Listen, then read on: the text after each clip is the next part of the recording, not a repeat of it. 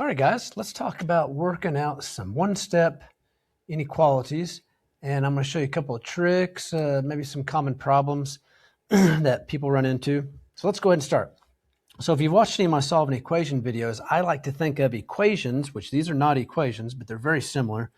I like to think about equations as having a left side and a right side that's split by the equal sign. Well, the same thing with inequalities, except the equal sign is not splitting the equation into a left side and a right side. It's the inequality symbol. So I'll highlight the inequality symbol here.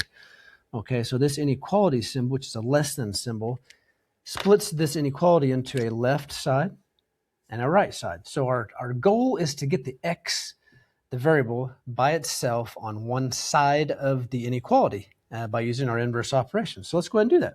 So I'm going to get the x by itself on the left side here by undoing adding 5. So I'm going to come in and I'm going to subtract 5.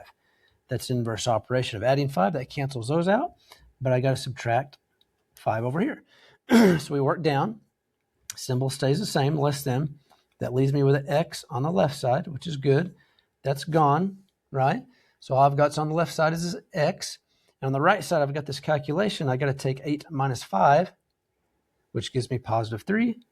And there's my solution. X can be any number in the world as long as it is less than 3. Let's go ahead and graph this solution. So I'm going to put 0 and positive 3 somewhere to the right. Our indicator needs to be an open circle since there's no or equal to sign, right? X cannot actually equal 3. So we put an open circle. And x can be any number in the world as long as it is less than 3. So we bold an arrow pointing to all numbers less than 3. So there's our corresponding graph. Let's check another one out. Now, this one's a little bit different. A lot of people will mess this one up.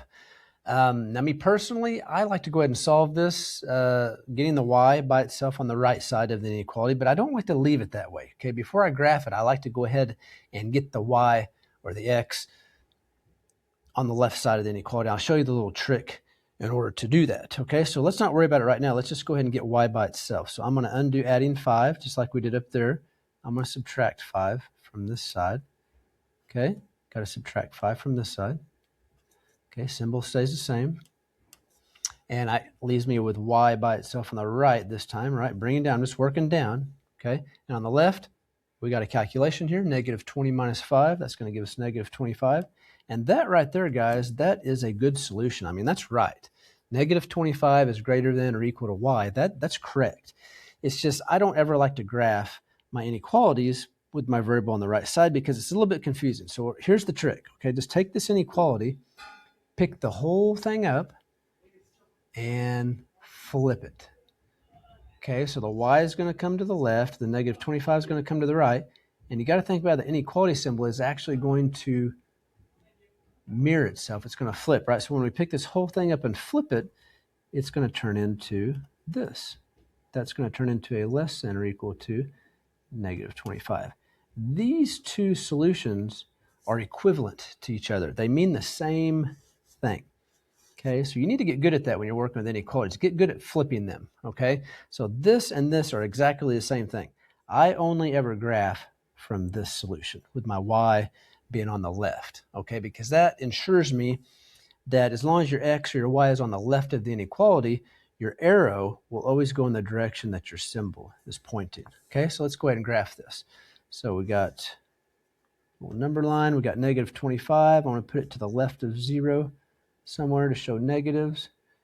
Okay, we're going to have a colored in circle since we have an or equal to. Okay, so instead of having an open circle, it's going to go ahead and be closed because y could actually equal negative 25. And y can be any number in the world as long as it is less than or equal to 25. So numbers less than or equal to negative 25.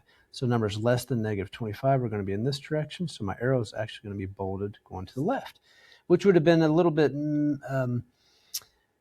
if you try to graph from this, a lot of people will go ahead and put their arrow going to the right in the greater than direction. So it's misleading. So always graph an inequality with your variable on the left, and that solves that problem. Let's do another one. Let's go to this one first. Yeah.